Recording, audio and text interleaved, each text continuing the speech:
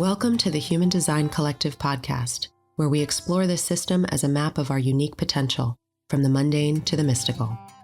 If you'd like to dive deeper into your design, we invite you to our Living Your Design workshop meeting in February 2022 with recorded material available upon registration. Rave Cartography begins January 12th, 2022. And on December 19th, 2021, for the first time, we are offering a 3-hour workshop on the mental projector experiment. If this is your design, you are invited to join us. For more information, go to courses.humandesigncollective.com. We're grateful to those of you who have rated and reviewed this show, giving others a greater chance of finding us. If you have enjoyed listening, please review us on Apple Podcasts. In this episode, we are pleased to bring you another in-depth conversation with Martin Grassinger. Martin is a 4/6 emotional generator who began his exploration with human design working closely with Ra Uru Hu almost 30 years ago.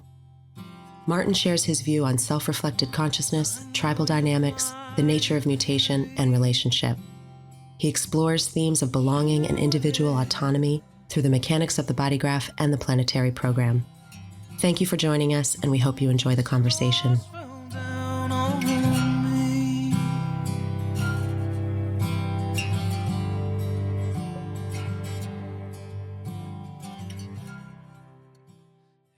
Looking at this aspect, that everything is about consciousness. Yeah, we are here to experience consciousness in human form based on the consciousness we are equipped with, limited by our design. And then to see what this means in general, but then personal as well. So how is the interaction with these different areas which are not taking place, in a sense, in line, first, second, third. They are always there at the same time, like the brain. It's the BodyGraph is a matrix of the brain. What's helpful to us is so that we know that there is a hierarchy. If you have several informations in your system, so that at first place, there's the solar plex system. Second place, there's the splenic center. Third place, inner authorities, how it works. And the mind is just for getting a better understanding what's going on inside of you. And then to see, when you move through the gates, just to see in terms of self-reflected consciousness, maybe it's interesting what you think. But in terms of self-reflected consciousness, it's much more important why you are thinking what you are thinking. Because you can easily think something different or the opposite. So why this? So it's interesting, where does it come from? Who had implemented in you? Is it something that's of service to your system or not? And so on. So we have a lot of aspects which relate to self-reflected consciousness. And then to see, in a sense, to me, after 30 years now, it's nice to use the BodyGraph finally for its purpose, experiencing self-reflected consciousness, because we are the only life form.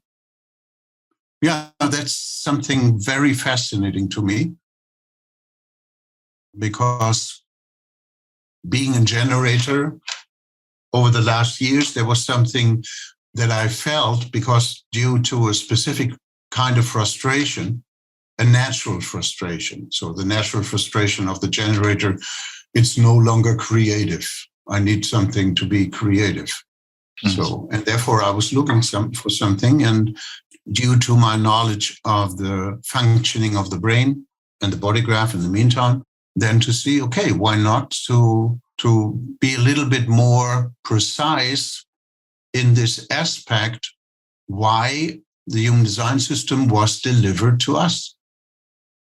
Because we are the only life form with self-reflected consciousness. And what does it mean? And how does it work? What's the anatomy of human thinking? What's the anatomy of human feeling? How are they working together constantly in the background, no matter how your chart looks like? Yeah, even if you have an empty solar plexus center, you have an empty ajna center, but you have a bad feeling, you have a bad thought automatically about it. Mm-hmm. You don't need a definition for this or an activation. So this is something that's basically there. What you can see in your body graph is just to see, okay, what's the main topic according to your way to feel, to think? What's your way to move with thought, logical ideas whatsoever? This is an individual specific way of dealing with it, but the mechanism is always there. When you're defining self-reflected consciousness, if we could just get a little bit more specific, is it when there's a relationship between our experience, what we're feeling, and then the thought patterns that we're operating from? Is that kind of how you're looking at it, that dynamic? What you are thinking, because you feel something, that's always individually different. But you can have a feeling because you are in a situation, and the situation reminds you on something that you have already experienced, maybe in your childhood. And then maybe you think the same. This person is against me. This is this.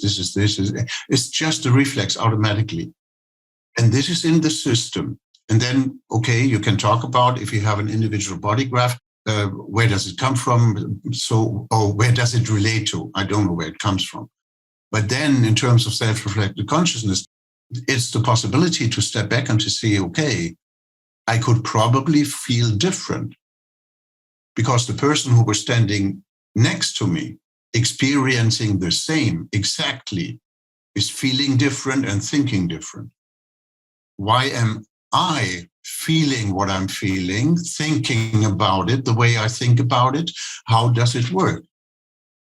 So if I reflect on it, it doesn't mean I can become consciously aware about what's going on inside myself and then to make a decision, okay, I will just unconsciously go ahead with it as long as I live. It seems like to be a repeating.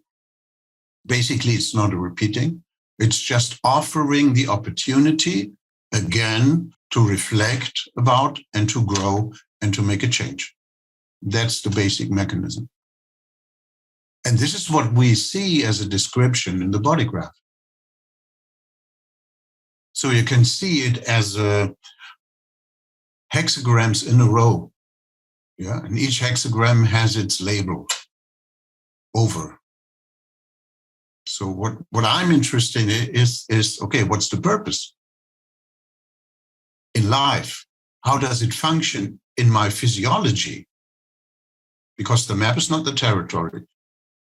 I talk about the territory because this is what you are experiencing, the flesh, the nervous system. So what it tells you in your body, it's a little bit my new project. As I did it with all the other topics I came up with as special health related courses and so on, it was first of all that I was working for mostly 2 or 3 years in my practice with clients and checking it out and asking and all of that stuff and verifying. Then slowly but surely to start to integrate it into a seminar or to make a special course about it. Maybe the immune system, cardiovascular system, and so on. So these things.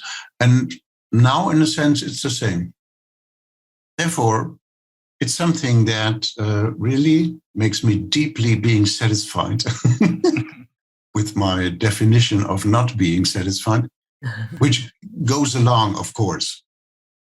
And the day before I have the next part, it's 8 parts, 8 evenings. Then the day before, I always move through the slides and there's always something, oh, that's something I could be different. It's better if I do this or that. So, and this is also something I like.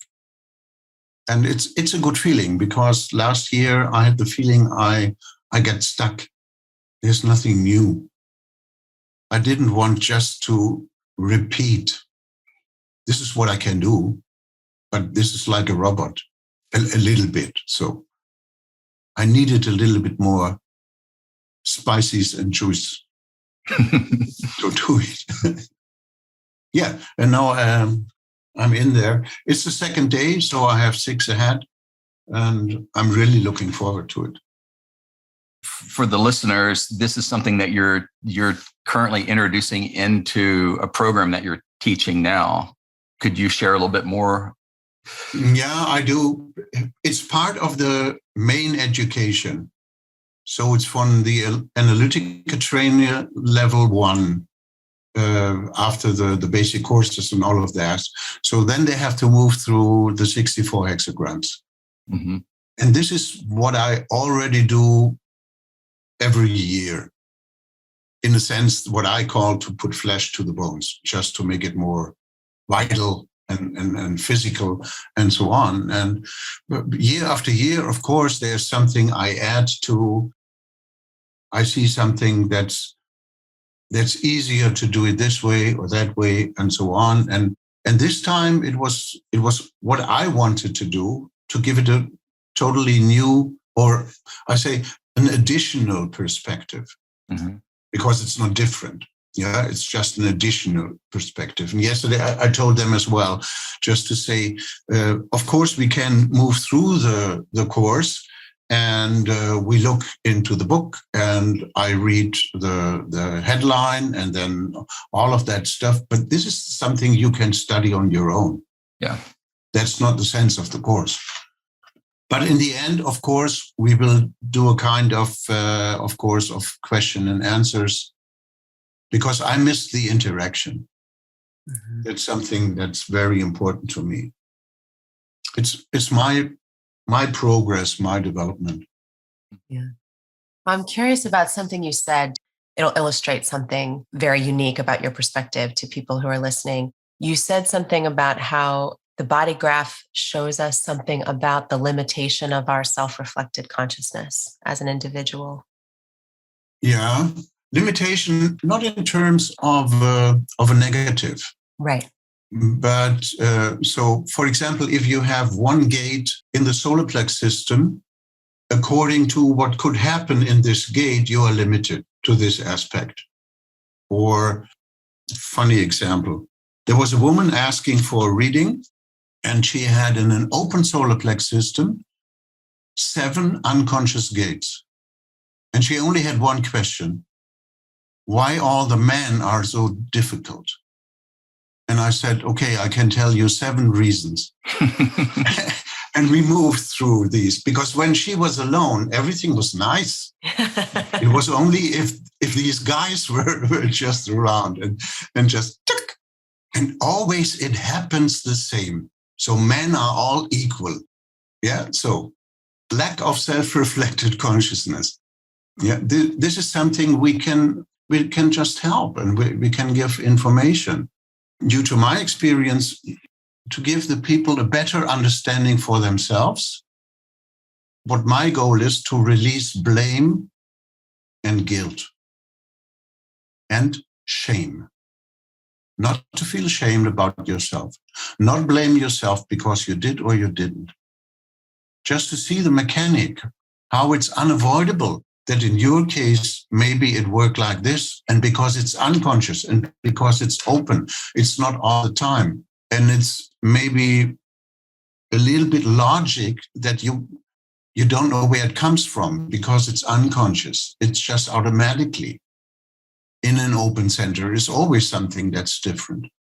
But then to see, okay, if you look about the context, where it comes from, what the mechanic is all about, what's the chance you can reflect on? Maybe not in the very moment, but maybe afterwards. Mm-hmm. And now if you think about your past, whenever it happens, when did it start? There's a sentence you can say, when this energy married you. Yeah, so, and you can just make a divorce and just say, okay, not in this way, because we live in a polarity. And then to see, okay, what could it be that this situation wants to let you know or want to tell you? What if you would had behaved in the opposite way? Wasn't allowed? Wasn't it allowed? You were not aware? All of these things. And then to to relate it to what we can see in the personal body graph. And therefore, to me, even a reading with this perspective becomes a very helpful tool to the soul as well, whatever the soul is. So you know what I mean. To make a living as an entity of these three awareness centers. Is there a constant thought that's in your mind when this happens? And then to see, where does it come from? Who told you this to be right? What if the opposite would be right? Because it could not be right because you don't feel well. That's the first reflection you can reflect on. So whatsoever. And then maybe to try to figure it out. And because we are all different, the way we think, are we going in the logical way in terms of right, wrong, good, bad, all of that stuff, or trapped in the process of life, and there was something that wasn't allowed to be finished. And therefore, you're in the loop and you can't get out. And therefore, you're experiencing yourself always the same. If someone understands the mechanism, that it is a natural mechanism that everybody has as a potential. And then to see, okay, what can we do with it? How can we relate to it? What does it tell you? And so on. And therefore to maybe to have access to it consciously, even if it's afterwards, we can reflect. And then to work on a change. And maybe the next 10 times you are consciously aware, even afterwards, maybe 2 times. That's progress. After a while, maybe 5 times. After a while, 1 time of these 5 times, you were able to make something different. It's not something overnight. We are born with self-reflected consciousness, and the way we were reflecting on our life when we were children was completely different. Because the lifespan was very short. This is my life, even when I'm 6 years old. This is my life because I haven't experienced everything different from it. But if I go ahead with it as if I would be a child, but I'm not, that's the reason why so often we have childish reactions of adults. Yeah, it's not regulating the moment. It always tries to regulate something that's a long time ago. That's basic to be human, with design, without design. So that's us. And then to have something that you can say, okay, that's the way you are functioning, your emotional system, your mental capacity, all of that stuff. That's the way how they work together. And this is what you can do with it. Not as a limitation, but as a tool to set you free, to move through. Because we know that the limitation is always kind of negative in many people, but limitation is a prerequisite for individuality. And we are here to enjoy our individuality. And even if I'm crazy, enjoy being crazy. Or if you're weird, enjoy being weird. If it's authentic, it's okay. Yeah, if you're an anarchist, if you're an heretic, if you this, if you that. So if you are a shit disturber, because that's in your design, okay, we need these people. We don't want to stay the same the way it is. There's a poem from a German poet. I tried to translate it apart. If you want the world to stay, you have to make sure that the world doesn't stay the way it is. We have to change it to make sure it will remain or endure. That's basically 63, yeah, mutation. We have to change direction. Now, in these times, we are at this point where even genetically there's then the mutation, and this will change direction. And mutation, it's also something I explain in the course, has several stages. At least it comes to the point of no return. When the caterpillar becomes a butterfly. So it doesn't go back. The changing of form is just another life. This is also maybe for the way you think. If there's a mutation in your thinking and you think different, you can behave as if you don't know, but you can never get back to the state when you didn't know what you know now. You can ignore it. You can reject it. But you know, that's mutation. We can go with the mutation. We can be the mutation. We can ignore it. We can reject it and all of that stuff. So, and we are, right now, we are in the middle of this process. But it needs time because right now we are not beyond the point of no return. The whole world try to hold it back because if we would do it, change the economy, change the ecology, all of that stuff. So therefore, we have to, in a sense, to make a mutation. And the joke is just, if we don't do the mutation, nature will make the mutation. And we can go with it or without. Nature doesn't care. And there has to happen something that even countries maybe or governments, they really just make the step and said, we cannot go back. Now they try to solve the problem with things that causes the problem. More of this and more and so on. So, and that's funny to watch. Wait and see. Well, I just find everything you're saying really fascinating. It sounds like you're talking about when you're talking about memory and the experiences we go through, and then the way we sort of project that into our current experience and in this childlike way. It sounds like you're talking about the process of conditioning, and then with some awareness, with some self-reflected consciousness, the potential of deconditioning. And I'm curious also about, because there's a way that you're talking about mutation, and when I think about mutation, I think about melancholy and the pulse or the kind of interaction in terms of that part of a certain kind of keynoting in the BodyGraph. Yeah, basically melancholy is something that belongs to us. This is something that we need. Otherwise, we can't dive deep into something that's worthwhile. If you listen to many poetries, love songs, whatsoever, they just came out of this melancholy. There's a deep richness inside of it.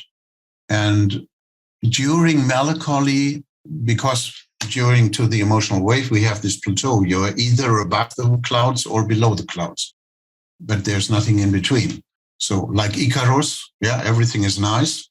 And then the wings burn and you, boom, okay, welcome back. But it's still moving forward. And this is something you don't feel because due to this energy format, there is like a mathematical, it means impulse equals life. So mathematically, if there's no impulse, it's death. So therefore, it feels like death. But you're still breathing, the heart is still beating. It's only the question if you are under the clouds. Sometimes it's hard. I know it from myself as well. So it's the question, what are you doing?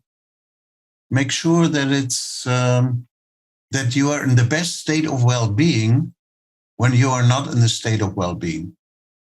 So it's a question, what are you doing? So, for example, if you are so sad, so sad, so sad. Okay, take the saddest music you can find. Move through. Maybe take a bath, light the candles, whatsoever, and really give it. This is something you can make it the change faster because you help the system to move through. When you just stop and maybe you turn in your mind, the only thing you can do, you try to understand or you try to make sense out of it. Because in the very moment, you don't know. Knowing is in the moment. Either you know or you don't know. So in this moment, you don't know. So it's only the question, what are you doing? Until the next impulse which give you the sign, oh, I'm alive, is just showing up. And therefore to try to take advantage of it. Yeah, so we talk about melancholy, it's not depression. Depression, there's also a difference between being depressed or to suffer from a depression. That's a disease. That's something completely different. Yeah, but melancholy and depressive, maybe imagine you listen to the saddest music and you are taking a bath and the candles, and after a while, mostly there's something, you can't stand this kind of music anymore. You need something different. And you step out of the bath. It already changed. You changed direction. That's mutation. And then to see, okay, what happens next? To learn to deal with and, in a sense, to take advantage of it. I have this example for myself. You might know the song, I know it from Simon Garfunkel, Bye Bye Love. Bye bye love, bye bye happiness, hello loneliness, I think I'm gonna die. I think in this though. I never listened to the text. It was such a funny music. I was singing something and then I was in this deep, deep sadness. And it was just in the radio. And it was the first time I was listening to the text. I said, wow. In the time of melancholy, you listen to the text. And the text has a deeper meaning to deal with it.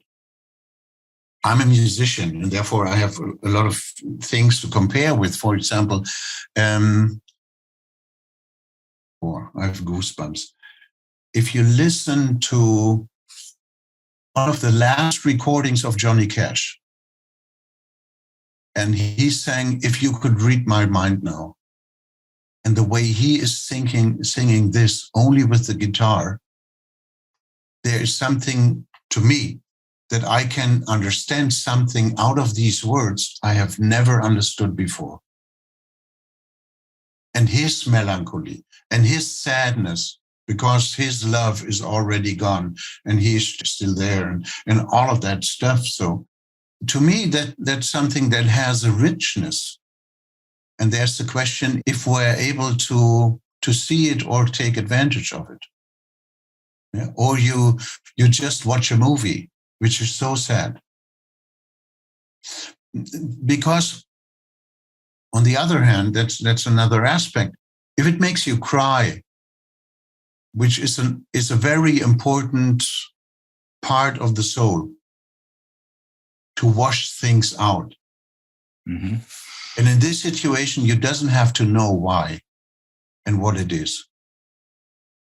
When you remember 9/11, so there were people crying all over the planet because of this situation, in a sense, for no personal reason, because they didn't have anything to do, even from the culture or whatsoever. It affects something in people of senseless and losing and sadness and all of that stuff. And to me, it gave the world the chance to release tears personally, which belong to something personal. But there was no chance to release it and just to give it away. Or the movie Titanic, so another classical thing.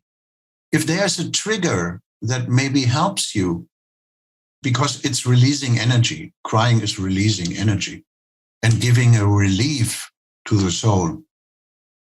For example, if maybe there's a movie and there's a situation that makes you cry because it's so beautiful.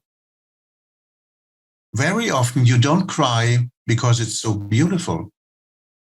You cry because you feel the pain when this situation was not in your life when it was needed. And what I recommend then to clients, and I have various movies, I then recommend this scene and this scene, this, because it fits. And then to see, just look it over and over and over and over again until to this situation when there are no more tears, then you can relieve it. And the next time when you see this movie and it comes to this scene, you will not cry. But it was pushing your button, and it helps you to release something. It's a very deep part in terms of self-reflected consciousness as well. So if I ask myself, I have no problems to cry, no matter what situation. So, and then to ask myself, hey, why now? What's happening here? I never say, oh, sorry, because I'm crying, or because I don't say sorry because I'm laughing. So it's crazy. Yeah. It's just an expression of feeling. And maybe it has nothing to do with the current situation, but it has deeply to do with something in my soul. And maybe I cannot make sense out of it, and maybe I don't understand it. That's the knowing circuit. It's emoting. It's not emoting to hold it back, to keep it back, to push it down, to suppress it. It's emoting outside, to the outside. And most people, because of the 22, they want to be polite, and therefore they try not to cry, and they say sorry, and all of that stuff. If someone has the 22, you can talk very special about self-reflected consciousness, because there's a mechanic inside where people can have severe problems to show it. That's combined with shame, yeah, because either they won't feel ashamed themselves, or by expressing it, they want to avoid the other person to feel ashamed. Maybe you hurt me and I cry, and then the other person feel ashamed because she did this with me. And therefore, in order to avoid it, I want to be polite, it's grace. Okay, I don't do it. So that's the way how we deal, for example, with shame. And there's another part where it's the question, okay, how we deal with blame. We blame the situation, we blame the other person, we blame ourselves. This is something we have learned. But blame and shame is not part of the human nature. Due to the culture, look at the planet Earth, there are different cultures. They don't have it. They don't practice it. And very often, of course, it's related to, not to religion, but to church, to institutions. And we were educated in this field. Even if my parents, they were not part of the church and maybe no religion whatsoever, I had to go to the kindergarten, I had to go to the school. I live in this society. There's something that society is saying that's the right way of behavior, that's the wrong way of behavior. And this is our culture. And it's even different in German than in America or Latin America or Russia. Sounds like we're talking about a form of resistance where there's a natural movement or a natural experience or expression of energy, and yet we're resisting it somehow. We're trying to hold on, or we're trying to stop it or suppress it. Yeah, a little bit. We try to obey because we won't belong. Yeah, when you look at the very first gate in the first, I just had it this morning with a client. The very first gate in the first quarter of incarnation. Yeah, of course, it starts with the four gates of the Sphinx. So, but then the very first gate, 49, you either belong or not. And that's important, you feel being rejected. Doesn't mean you are. You feel being rejected. Or you are rejective because of this and this. And this is the principles of society. It has nothing to do with ethic and moral and all of that stuff. That's just the principles. And this is what we now have with COVID as well. This was the discussion this morning. People, they just want to have the vaccine because they want to belong to. Otherwise, they feel like in Stone Age. Yeah. So if you were thrown out of the tribe, you don't get the support, you don't have access to the resources, all of that stuff. So, and this is the reason why they want to have the vaccine. Has nothing to do with health, has nothing to do with the virus, nothing. It's only obedience, love, honor, and obey. And every culture has it, the principles. In order to, that's the revolution, it's not about avoiding a community, it's about giving a stable foundation for the right community, 3740, when you move forward. It's inclusive and exclusive. And in terms of obedience, it's the other way around as well. So if someone is really getting angry against me because I'm not vaccinated, my answer was, I know, because I don't obey. You don't like it that I don't obey, because you obeyed. Otherwise, you have to think different about obedience. Self-reflected consciousness, yeah? This is what you don't want to do. Then the reaction, okay, goodbye. That's something major in this situation. It's about, do you obey or not? If you don't obey, other people did obey, so they belong to the group which are nice. They did what society was telling them they had to do, and it's right. And you don't, so you don't belong. You are not allowed even to go to a restaurant, only if you are vaccinated or you move through the disease. Sometimes I think, okay, get me the virus and then we have it, I move through. So, but on the other hand, I just say, okay, in a restaurant with this restrictive principles, I don't want to give them a dime. They don't get my money. No, they don't have access to my resources. That's their decision. I don't want to belong to people with this mindset. And there are others. We have other restaurants. They say, okay, you can be tested as well. There are some as well. They say, it's your responsibility.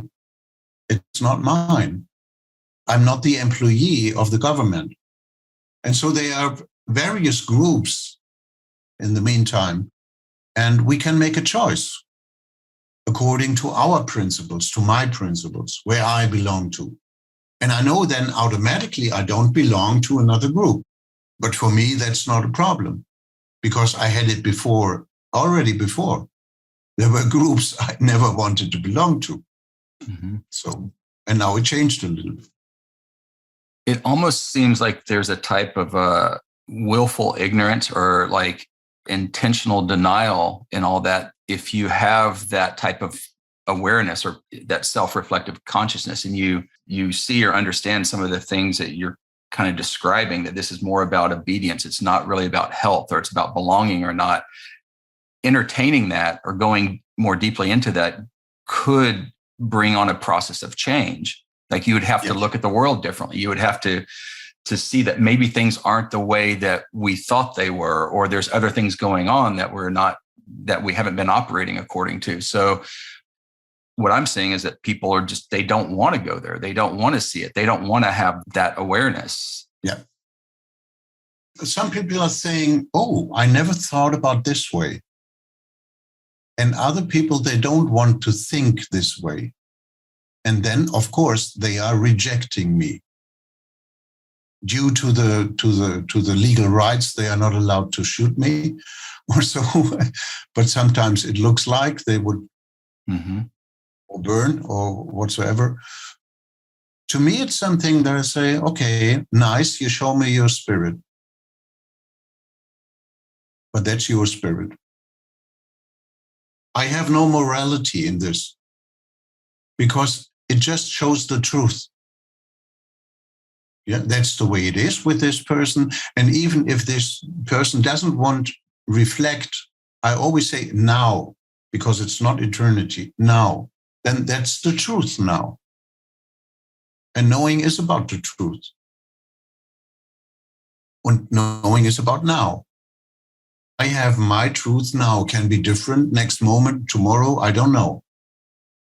But there were things happening, they were mutating my way of thinking about things. So change direction, change the perspective to it.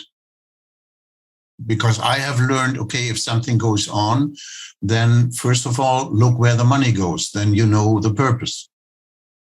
And the second thing always is, wants me to think this. Who wants me to believe this? And why does someone want to think like this, to believe this? That's what's interesting for me. And then if I figure something out, then I can say, I have my opinion. I have my beliefs. It's also an opinion. It's also a belief. But the source in a specific sense is different. And when they now say, okay, they want to, in the middle of the next year, they want 70% of mankind being vaccinated. Just have to look at the stock market, then you know what's the reason, what's the purpose. So if this would be true, and now in most countries on this planet, what they just mentioned, that only 2% are vaccinated. So if it would be that dangerous, they claim it to be to us, they would just million dead people. They have to. Why they are not million or billion of dead people? And they don't want to ask this question. And they don't want to ask you this question because it's beside any logical thinking. And logic is science or belongs to science and so on. And there's really something going on. And it depends if the media, if they maybe after a while just start to think a little bit different. But therefore, it has to happen something different. They cannot close their eyes any longer in terms of this. And therefore, it's an open horizon. I don't know. To me personally, I take advantage of this situation just to watch it, to look at it, to reflect on it, on my emotions, what it's doing with me. Where does it come from? How do I feel? Why am I thinking the way I'm thinking? And this is something I can do for myself. And it brought me to the point when I have a discussion with someone, even if it's a kind of a military opposite, yeah, mm-hmm. I stay calm. I have a clear position. I listen. I can watch him. It's okay. It's his responsibility. It's his way to deal with it, and so on. But we are not in resonance. I can give him some additional information if he wants to listen, if he wants to have it. Then my experience is we have interesting informations and discussions. And if not, okay, I don't want to waste my time. How much of this could we say would be related to the overall changes that we're seeing in the global program, the changing of the global cycles, talking about the solar plexus a moment ago, and gate 49 and 55, the spirit? Do you look at it that way? The basic and the main shift is about the larger planets moving through the knowing circuit. So we had Saturn 61, yeah, and then going to 60, and we will have it with Pluto as well. And they all gave back and forth and so on. So we have 61, 60. So we have both centers, starting centers of individuality, preparing a mutation. And to my perspective or point of view, because we need the point of no return and it's not here, the main part will happen next year, because this is when Pluto is going in the 60th gate. And then we have it in the root, which is existential. And it will be an existential change. And because Pluto is very slow, Pluto is a planet which belongs to more generations than just me. So this points to an aspect in myself, in my biography, which has a relationship to my grandparents as well. And it moves through. So therefore, it is about a generational mutation. And this is what we have genetically as well, because afterwards, Pluto will go into the 41, and that's the start codon. The mutation has to be finished, and the mutation doesn't mean that we reach the destiny. It's only just moving the track towards the destiny. So, and this is just, okay, change it. And then we have the start codon. And to my philosophy, in the long-term development, afterwards, so it will start something new, and afterwards it will move into the 19th gate. And the 19th gate is about the demands of resources. And I think that in this time, we have to start to think about our new demands in society, in economy, all of that stuff. We have to define them in a new way. Mm-hmm. The access to resources, how to deal it in the old way, in the new way. What do you want to have? And therefore, we have to change our principles. Because this is synthesis, a design of a sensitivity. We have to deal in a sensitive way with the demands and availability of resources of the planet Earth, of even people as a resource, as working people or whatsoever. So I don't know what will be there. To me, it's obvious. We need the mutation. We need the point of no return. We are far away from it, but it will come, of course. Then it will have a new start. The hunger for starting something new and the decrease, what's really important, then to see, okay, what are our new demands for the new cycle related to the resources which are available and how to deal with the resources, and to see it's really necessary. For example, that we have 2 cars in the family or this and this. So it will be something different as well. Yes, of course. On the other side of the mutation, everything is a speculation. I don't know. It's just something that, due to my perspective, with this long-term change in a specific sense, because this is basically what Pluto is doing. Because Pluto is so slow for many years in one gate, you can probably mostly not see the change as long as Pluto is in the gate. I take when you look back when Pluto was discovered, they discovered because they did photos and they put it on top. So the negative, so you have one and they put it, and then they just witnesses, there was one point a little bit away. So there must be something. Then they did it over time, the next. And so they figured out there's something moving. And that was the way Pluto was discovered. The difference, the change, it's so slow. That's the reason why many people with their Pluto position, they think, that's not a topic to me. Because even in 10 years, you don't experience a change. But if you look at it in decades and then back, there's something different. And then to see, this is a generational theme. This is not only yours. This is something that was given by your parents from your grandparents. This is how I work with it in terms of society, economy, because it was different to the time of my grandparents. When I look in Germany, it was Adolf Hitler.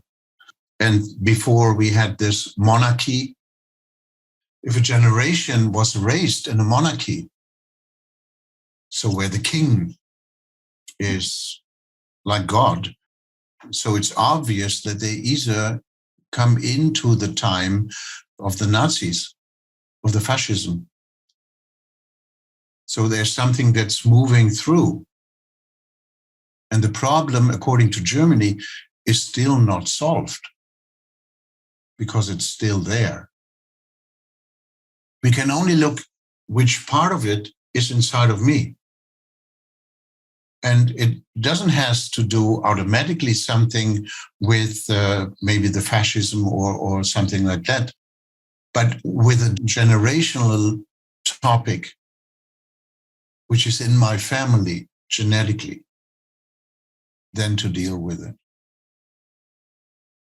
It's so interesting for me to feel your perspective, because there's a way you're talking about mutation and even just our interaction with what is, with some agency. Like you're talking about it like, we can work with this. There's a way you can interact with this, or you can kind of make it harder on yourself in some way. Yeah. So as we're looking at this more collective level, this bigger progression that we're going through, it seems on some level that at some point, you're saying we're in the preparation for the mutation, but at some point, the mutation comes. It is, we can't stop it. Is there some way you see how that might play out for sort of humanity on a broader level? Yeah, because mutation has 3 levels. The first level is that they are constant an impulse. Dung, da, dung, da, dung, da, dung, da, dung. But you don't change. But it's always there. For some people, when they started with design, before they started with design, some people maybe they heard about, but it has an effect. And they heard about again and again and again and again. Yeah. And then you need the right impulse at the right time, which you cannot make. It has to be made. It's only by inspiration, never by intention. If the right impulse comes, it gets you. And then maybe you say, now I want to know. Give me a reading. And for some people, it's the same. Then if they want to do a course, they have to hear about it, they read about it. It's the impulse, the impulse, the impulse, the impulse. And either there is the right inspiration in the right way at the right time, and it makes click inside of you, and you said, now I do the living design. And for some people, it's just the first impulse, hey, come on, I'm in. Someone else, it needs a year. You always talk about. And as well, this is part of the mutation.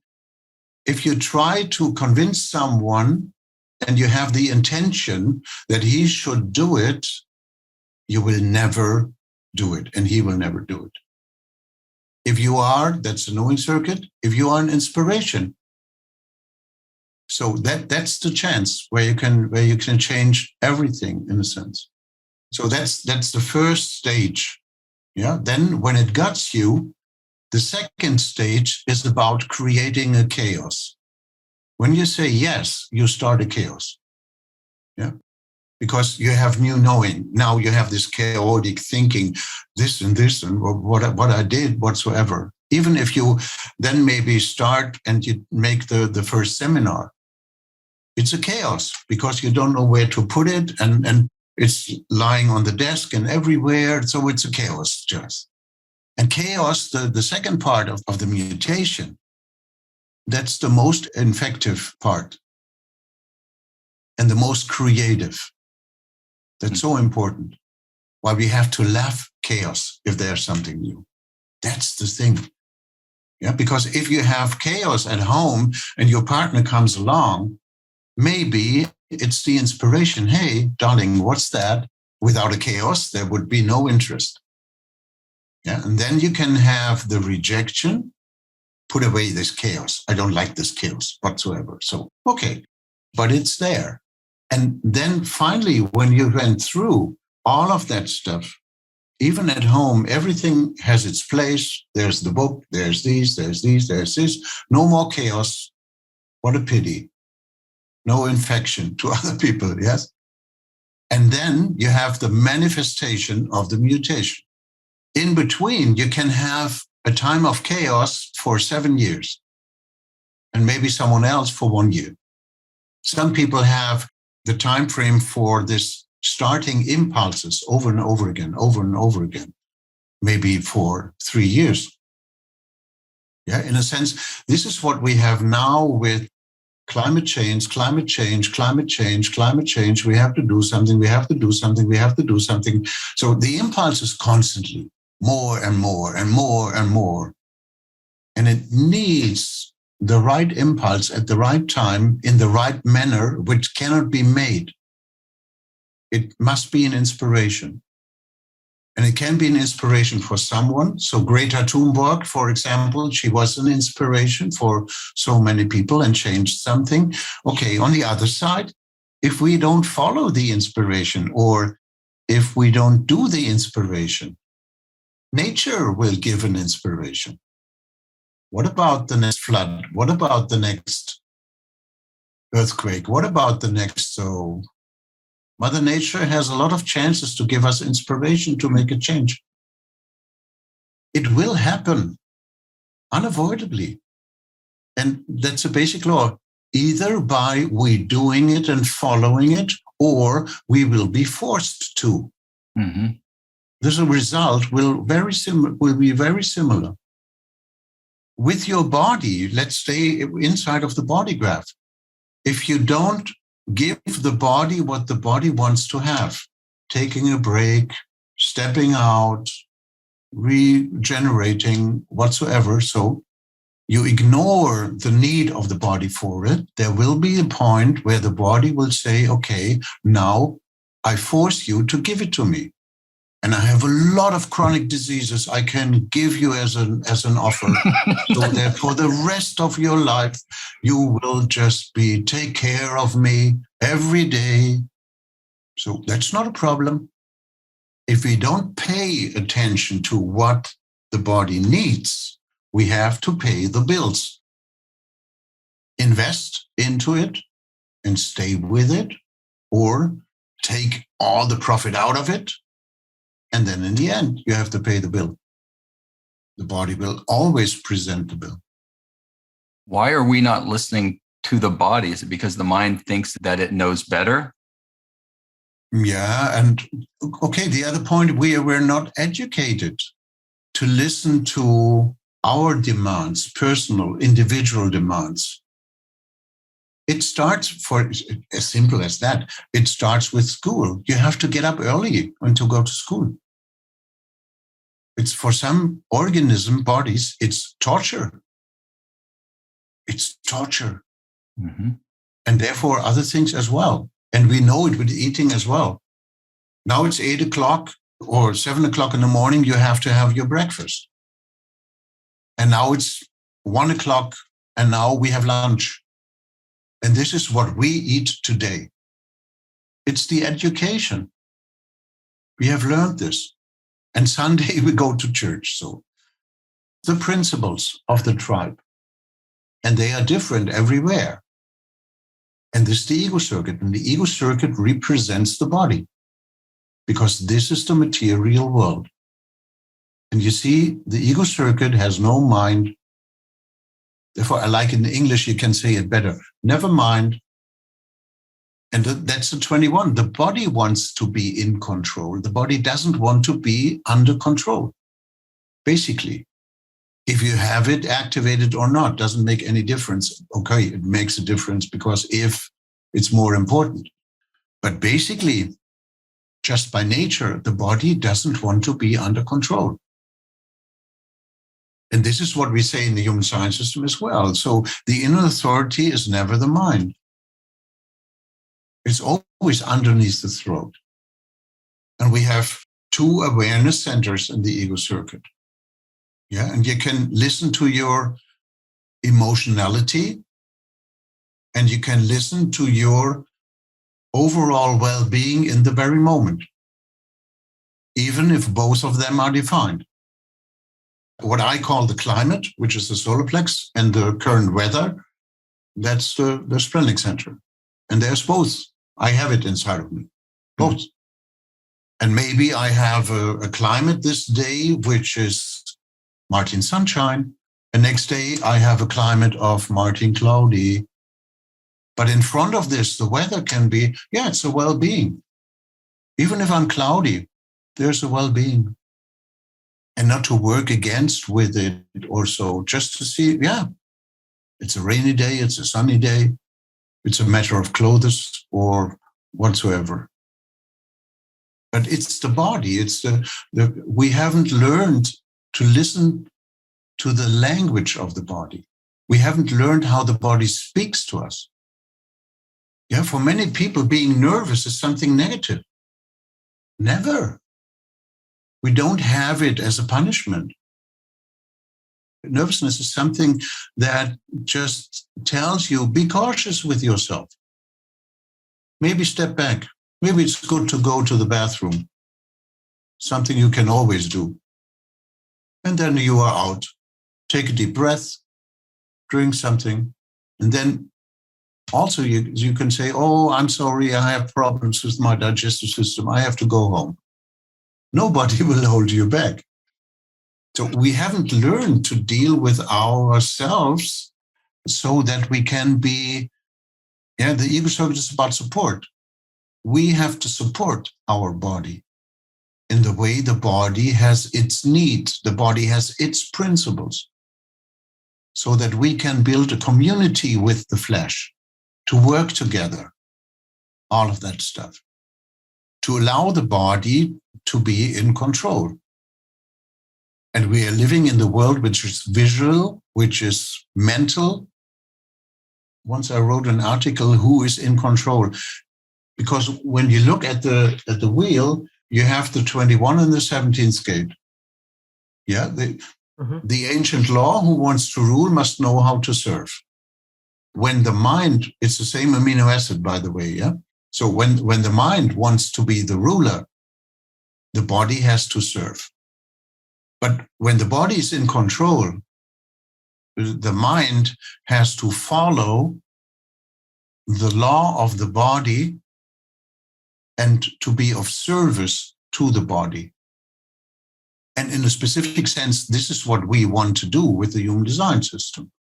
Look at your BodyGraph. Hopefully the mind understands and then is able to follow the laws which are of service to you. And which laws are of service to you, we can tell you. It's in your BodyGraph. What's your inner authority? What's your genetic type in terms of make a decision and reacting to dealing with the world whatsoever? So this is something you can watch your body, what happens if you obey these physical laws. It's not mental. Or if you reject them. And many people, they can just tell a lot of stories what happened when they reject them. But there's a purpose. We have to learn, and to learn how it feels when we are working against ourselves. This is important. We have to have this agenda of -10 and +10 in order to know how it feels when it's wrong. And then to move out into the world and to say, okay, I'm glad that I immediately can feel when something is wrong for me.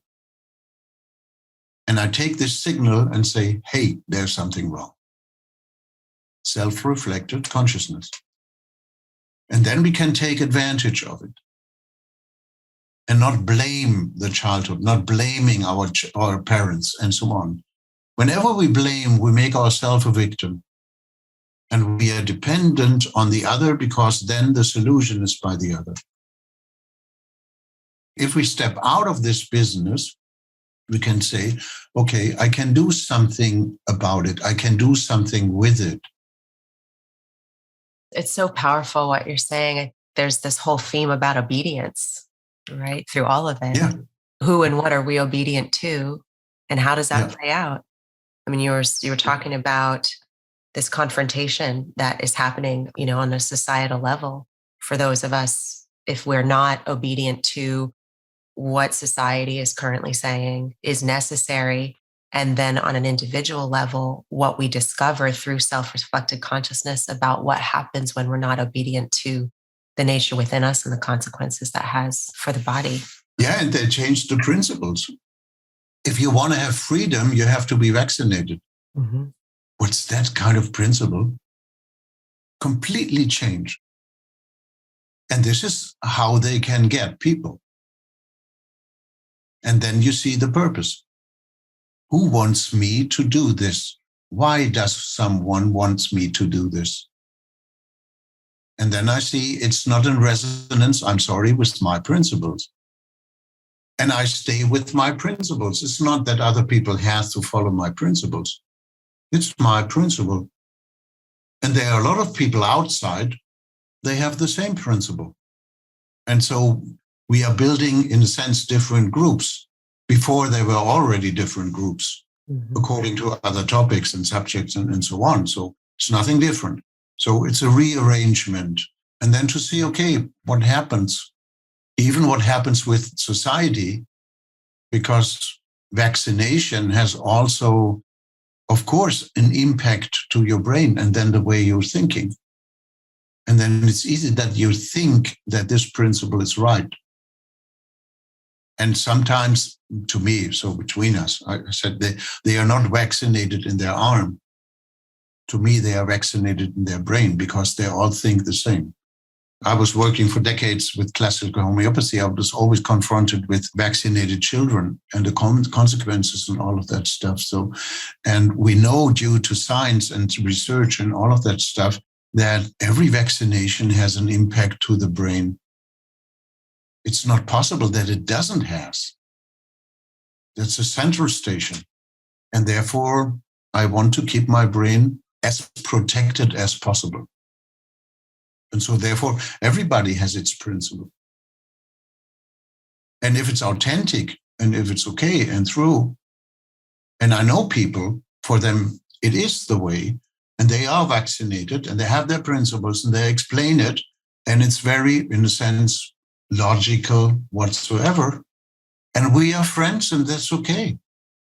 Yeah, they don't want me to obey because I don't want them to obey my principles whatsoever. So we said, okay, this is my individuality and authenticity, and that's just me. It has nothing to do with you.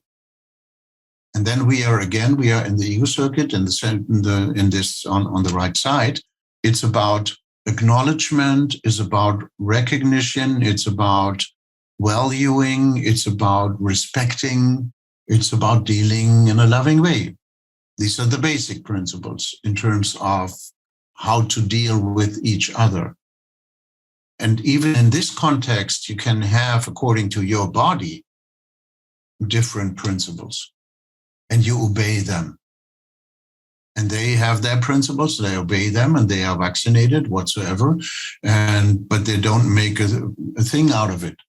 So it's just their position, they know mine, and it doesn't change anything between us. And this is also a principle to deal with each other. And it's just respect. It's a crazy world. Huh? It is. It sure is. But I think that's one of the things, maybe just the fact that there's this basis in human design, this basic concept of respect for differentiation. I think that felt like a huge recognition for me when I first discovered it, when I first came in contact with it, that there was something that was so deeply honoring of the differences between us without the assumption that we should all be the same. And for me, it was like, thank God it's okay to be different or to have differences. For me personally, I think that's really helped me in the midst of what's going on in the world to be able to maintain a way of respecting other people that can say, yes, you make your choices, I make mine, you follow what you follow, you're obedient to what you would choose to be obedient to, and I'm obedient to what I see as the truth, and I can live with that. I don't have to try to enforce my principles on you. Yeah, because of your individuality, it means you empower yourself first. And for your individuality, it would be okay, just to be a relief, you are allowed to be different. And second, you are right to be different. And you are only right by being different. I love what you said as well, because I feel this also, that I can't enforce that, kind of like you were saying about mutation. I can't enforce that moment when the impulse actually comes to fruition. I can't enforce that on someone else. At best, I can inspire that. It is a crazy world. It seems like there's a surfacing of truth or something over time where what's concealed or what's below the surface is kind of being brought up one way or the other through a messy process in the world. But there seems to be some sort of thematic there where what is concealed or what's been hidden or suppressed is going to make it up to the surface, and we're going to be dealing with it one way or the other. Are you seeing that as well, or do you have a sense of what I'm looking at? Yeah, to me, that's the task of Pluto. Yeah, the Pluto is lifting the carpet and just saying, hey, come on, what's here? Yeah, to try to put it under the carpet, and Pluto's coming, hey, and it's all dirt, old, very old dirt, and very old. So, but we have to face it. And therefore, this is what I mean. It can come from a former generation. You were just living in this house, but there was someone living before you were living there. And then you lift the carpet, and that's not yours. But now it's yours because it's your house. So there, yeah, your body in this sense. And this is what Pluto is doing. And when we look back in terms how we deal with economy and capitalism, just for some, just only make money, and people are not important. Money is the most important. Nature is not important. Making money is important. So all of that stuff, that's something, it's very old. It's old generation.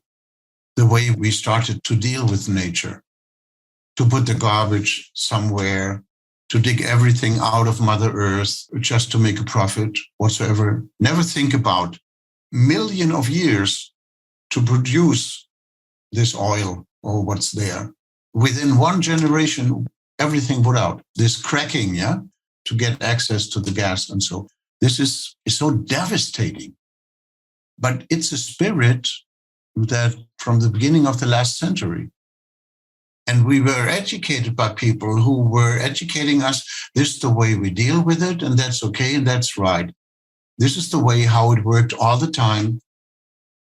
And we have this progress, otherwise we wouldn't have this progress, and cars and machines and electricity, all of that. If we don't think in a different way and then behave in a different way, we will not change. But what we have done already with Mother Nature and with society and all of that and so on, it will change us. And we can do it with free will or with pain. And it seems we will do it with pain. But if you look at private life of many people, they try to hold it as long as possible. And if the pain is just big enough, they change something. For example, with healthcare, to do prevention, why should I? I'm healthy. So, but if I'm not, I have to do something. But of course, you can do something in preventive. What I always say, we are brushing our teeth. I did it for decades. It's nonsense to continue with it. I should stop with it. That's prevention. But we are more than only two pairs of teeth.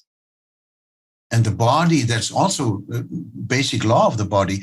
The body has the capacity to compensate a lot of things over decades.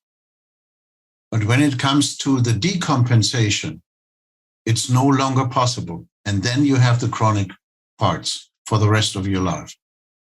That's a basic law, that's a principle of the body. And we can take it into consideration and behave accordingly and to help the body, because the quality of our future is dependent on what we are able and willing to do today, to maintain, to stay with it, to work against a decrease whatsoever. And that's something that's possible. And if we don't do so, the body will present us the bill, and that's not a punishment, that's a consequence. Therefore, it's up to us. It's ironic that it's often by the time that most of us start really paying attention to something that the body's been telling us for a while, when it gets loud enough, it's more than a missed opportunity for preventative or that type of awareness, but it's often too late in a lot of cases to go back to where you were and reverse it. Not to say it always is, but that seems to be the pattern. I have my own personal example of a issue that I've been watching with my big toe, where it was starting to get sore and I kind of ignored it, got stiff for years. And I ended up having to get toe surgery as a result because it got so bad I couldn't walk. And I had been watching it, putting it off, waiting for years. And I knew that if I had gone and done, physical rehab on it or gotten other forms of treatment that were less invasive or less extreme than surgery, I probably could have held it off and addressed it. But I let it get to that point. But that seems to be the way we do almost everything. Yeah, and the other solution, what many people prefer, then they just go to the pharmaceutical industry and get some pills against. So they don't change it. They don't change their behavior. They don't change anything like this to take care and so on. They just do something against it. And after a while, they have to deal with the side effects. And then they take a medicine against the side effects. And then they have additional side effects because of the medicine against the side effects. Yeah, this is the basic law of 4426, manipulation. You can manipulate your body. If you do so, the body will manipulate against the manipulation. Then you can manipulate against the manipulation of the body against your manipulation. It goes down, and the body will always win, always, even to the final, to say, okay, if you don't want to live with me, let's end this business. Last breath, goodbye. It's also a solution. And these are basic physical laws within us. And we haven't learned them. We weren't educated in them. And to me, design gives us a chance to, in a sense, to rebound, to get in contact with it again. And then for children, in this sense, just to have the chance to give them a better start.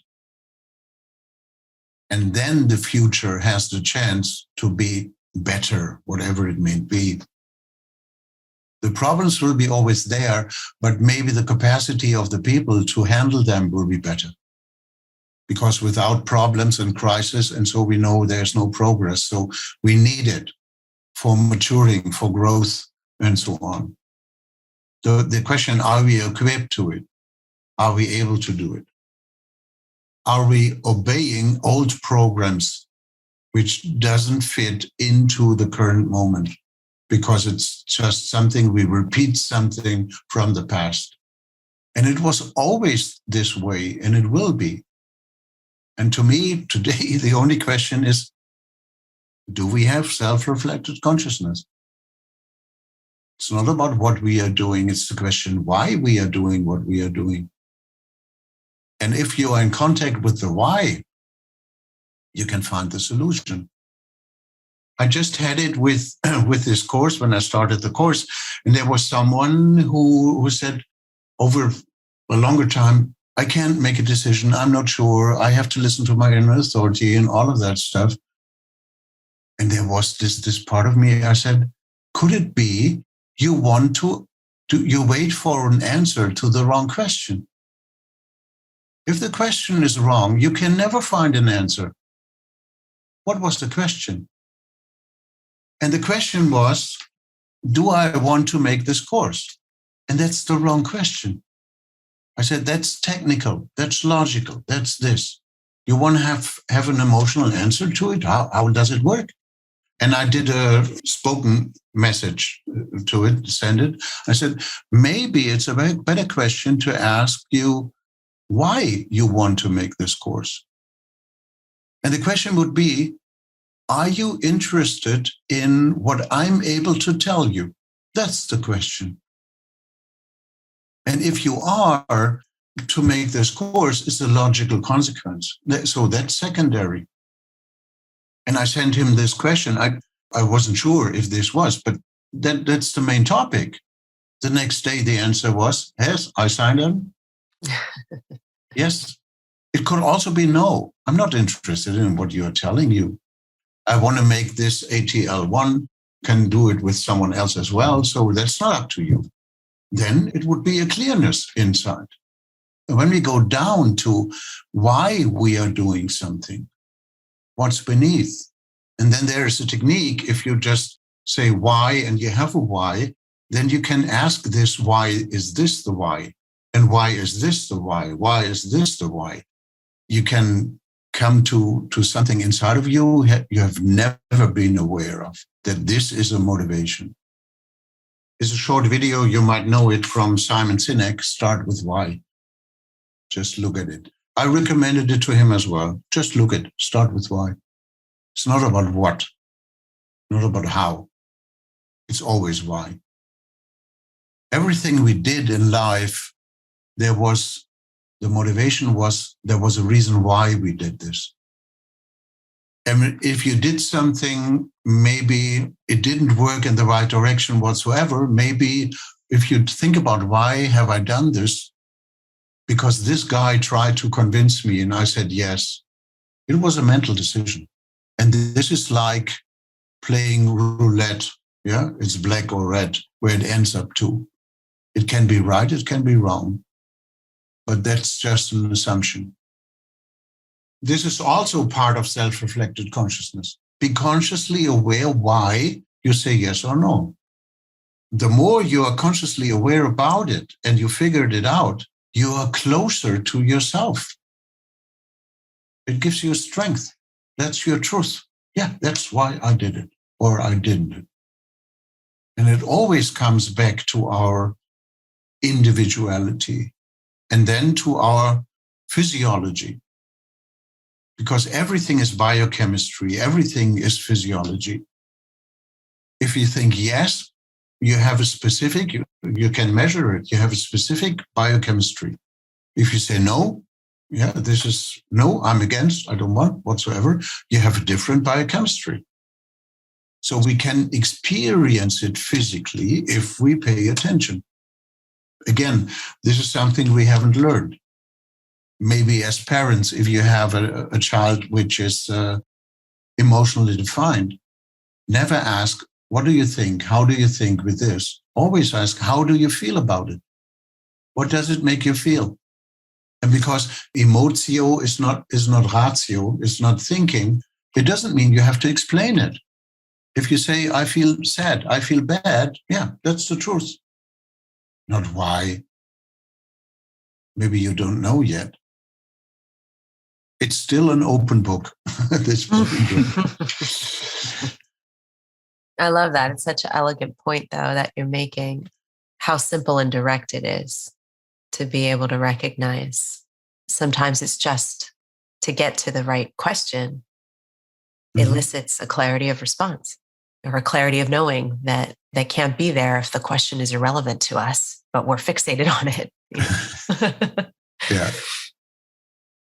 In relationship to this why, what I was hearing is kind of how we're meeting the conditioning or life as it's happening as ourselves, kind of bringing that around to strategy and authority. Do you see these things being related? How are we entering into things? How are we meeting the conditioning? Are we operating from mental decision-making, or is there recognition if you're a projector? And is that part of the why? Yes.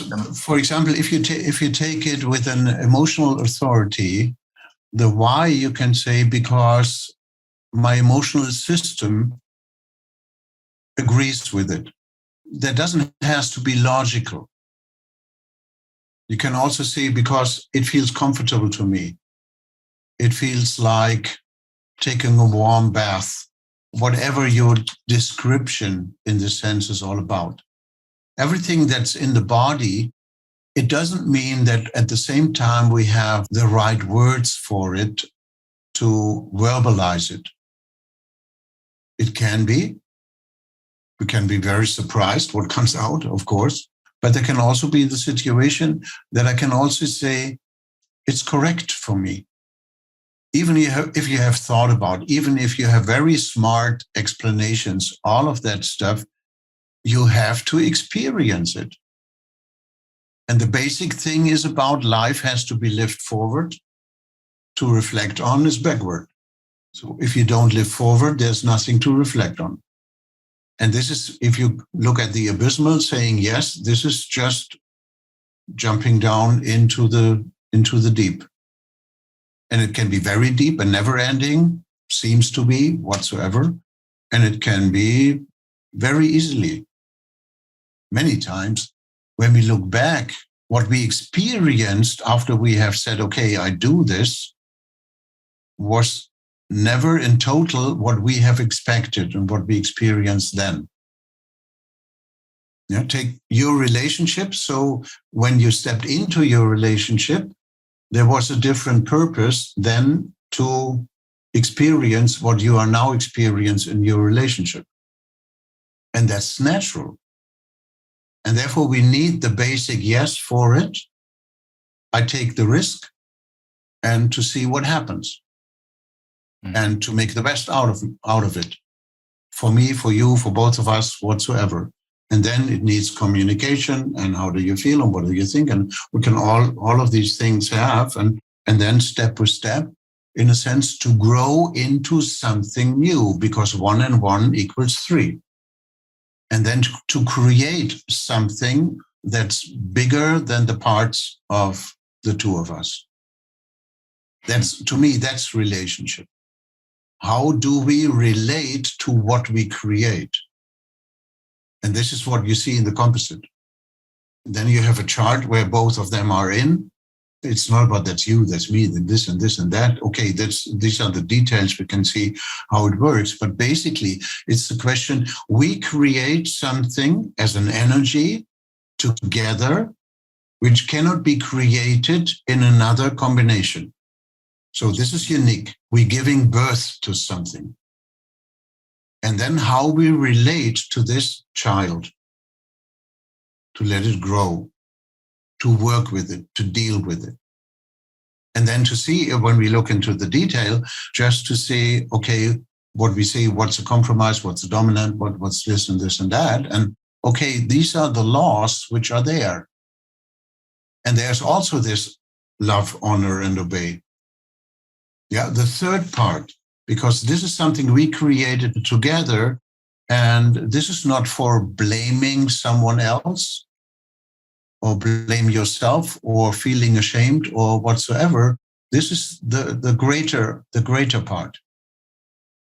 Yeah, this is the basic law of this earth as well. Every life form is growth and contribution. Every plant has in it the basic law of growth and contribution. Every plant is doing this. Every animal is doing it. By living it out, it's just growth for themselves and make a contribution. Consciously aware or not, doesn't matter. And that's why we are here as well. That's the capacity to transcend the ego. We are here on this planet for growth and contribution. That's beyond this ego things. And if we step in this manner into a relationship to say this is the basis for us, the basic for us to grow and to make a contribution to the world in this 1 and 1 equals 3, and also in the way we relate to our creation, we can contribute something to it. And then to see how can I contribute what I carry in myself to this new creation. And therefore, of course, we have to work on ourselves. We have to reflect and to talk with each other. So the most important part is communication, to try to do this in authenticity and with truth, with honesty. Then it can work. If it will be, you can experience. That's the tool we have. One of the things that's so interesting about this conversation and some of the perspective you've been sharing through the lens of human design, and in particular the BodyGraph, is that human design seems to be describing things as they are, how the pattern, the formula, and our experience of being on this planet as humans. Mm-hmm. And yet it's framed in the context of a human torso, nine-centered being. I know there's other forms, there's other types of design. It's just kind of amazing and fascinating to me that there's so much inherent in the pattern, the form, the mechanics of the body graph. It's a human design. I guess its own form of kind of self-reflective consciousness. It's interesting to try to hold that or to comprehend that. It's all in there, it seems like, at least from our point of view, from our experience. Yeah. And then if you know it, you don't expect something different because that's the way you have created as well. And if you want to have something different, okay, then it doesn't work. You can say this 1 and 1 is 3. It starts with yourself. You have design and personality. So 1 and 1 equals 3. And then you start, and there's the question, how do you relate to yourself? How do you relate to this creation, which come together with personality, design and personality? It's the creation. And then you 1 and 1 equals 3. You create something which is more than you, in a sense, with someone else, so that this, what you create, is more than you, than both of you. And then to relate to how to relate to, and then to see, okay, what you can do with it as a contribution. Not to expect something what maybe mentally would love to have, but more to see what's the beauty that's given to you. And then you are again 49, rejection, principles. Yeah, you see the principles. These are the principles. So now you can love, honor, and obey without being a victim. But this is something that gives freedom to what's there. And then to see what's there, how to deal with it the best, how to apply it, how to relate to. And again, when you go right side ego circuit, in a loving way, respect what's there, recognizing, acknowledgement. And you see a lot of couples, they don't do it. They don't respect, they work against, there's no recognition, there's no acknowledgement, there's rejection, there's ignoring. That's the most painful. I can kind of see what you were saying earlier about how many of us sort of hold these past experiences that then get imposed on our current situation, and how often we can find in relationship that it can look and feel like that, like it's these two sort of isolated movies happening without the capacity to sort of part the curtains and actually see into each other with the things you're talking about, with just respect, honesty, communication. Yeah. And the right side in the ego circuit is about touch. And touching is a language. Doesn't need the mind. Sometimes give a hug is much more than say something. Yes. And then you see how many couples, they don't touch it anymore. The basic isn't there. The magic, the chemistry, whatsoever. If they are happy with it and it's both of them the same and it's their principle whatsoever, so okay, they have another connection. But if you see it in the body graph and they don't touch.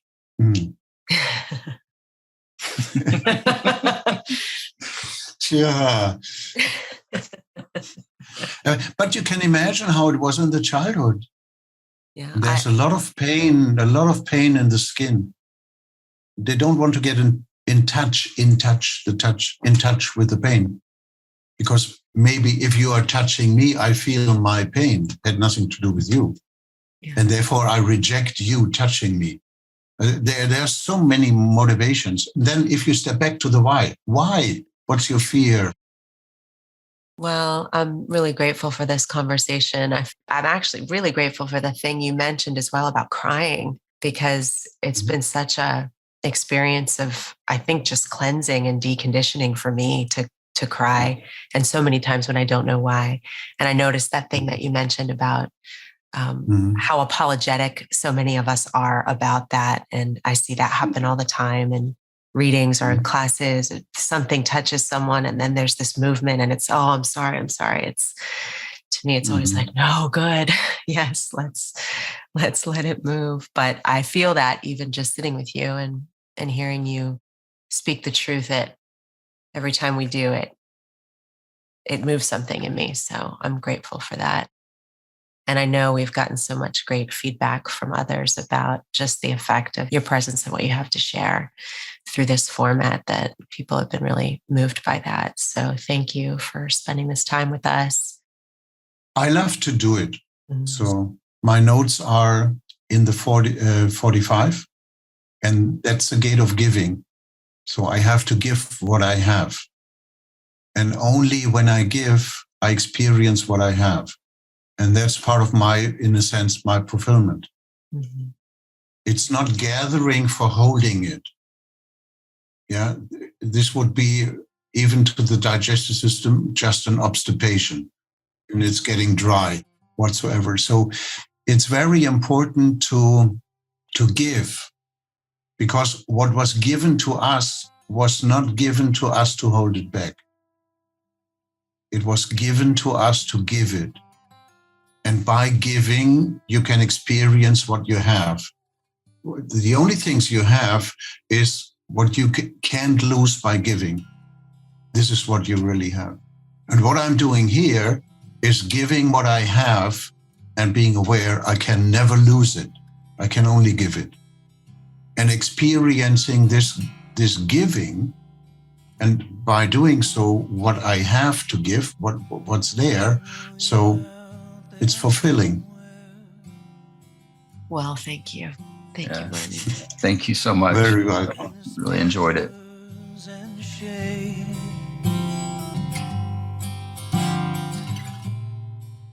Thank you for listening to the Human Design Collective podcast.